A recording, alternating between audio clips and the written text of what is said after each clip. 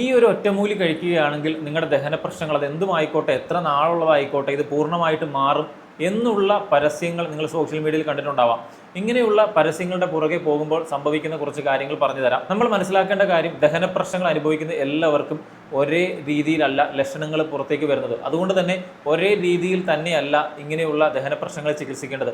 Acid reflux, IBS, acidity, മറ്റ് അനുബന്ധ രോഗങ്ങൾ, ഉദര രോഗങ്ങൾ ചികിത്സിക്കേണ്ടത് കേവലം ഒറ്റമൂലികൾ കൊണ്ടല്ല. അങ്ങനെ ഒറ്റമൂലികൾ കൊണ്ട് നമുക്ക് ശാശ്വതമായ ഇതിനൊരു പരിഹാരം ലഭിക്കുകയില്ല.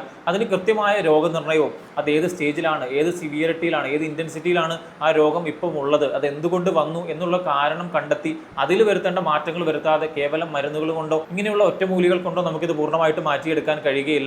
നമ്മൾ ഇങ്ങനെയുള്ള ഒറ്റമൂലികൾക്ക് പുറകെ പോകുമ്പോൾ നമ്മൾ മനസ്സിലാക്കേണ്ടത്, നമ്മുടെ രോഗനിർണയം വൈകാനും അല്ലെങ്കിൽ നമ്മുടെ രോഗം മുന്നോട്ട് പോകുവാനും അത് പിന്നത്തേതിൽ ഇപ്പം മുള്ളുകൊണ്ടെടുക്കേണ്ടത് പിന്നെ തൂമ്പ് കൊണ്ടെടുക്കേണ്ട അവസ്ഥയിലേക്ക് പോകാനൊക്കെ അത് കാരണമാകാം. അതുകൊണ്ട് തന്നെ കൃത്യമായ ശാസ്ത്രീയ അടിത്തറയിലുള്ള ഒരു ചികിത്സ ഇതിനുവേണ്ടി എടുക്കാനായിട്ട് ശ്രമിക്കുക. കൃത്യമായ ഡയറ്റ്, അതുപോലെ തന്നെ നമ്മുടെ ജീവിതശൈലിയിൽ വരുത്തേണ്ട മാറ്റങ്ങൾ, മാനസിക ശാരീരിക ആരോഗ്യം മെയിൻറ്റെയിൻ ചെയ്യാൻ നമ്മൾ എന്തൊക്കെ ചെയ്യണം, ഇതൊക്കെ കൃത്യമായി പറഞ്ഞു തരുന്ന ഒരു ചികിത്സ എടുത്താൽ മാത്രമാണ് ഇങ്ങനെയുള്ള കാലങ്ങളായിട്ട് നീണ്ടു നിൽക്കുന്ന ദഹന പ്രശ്നങ്ങൾ, അത് അസിഡിറ്റി, ആസിഡ് റിഫ്ലക്സ്, IBS പോലുള്ള ബുദ്ധിമുട്ടുകളായിക്കോട്ടെ, മാറ്റിയെടുക്കാൻ കഴിയുകയുള്ളൂ.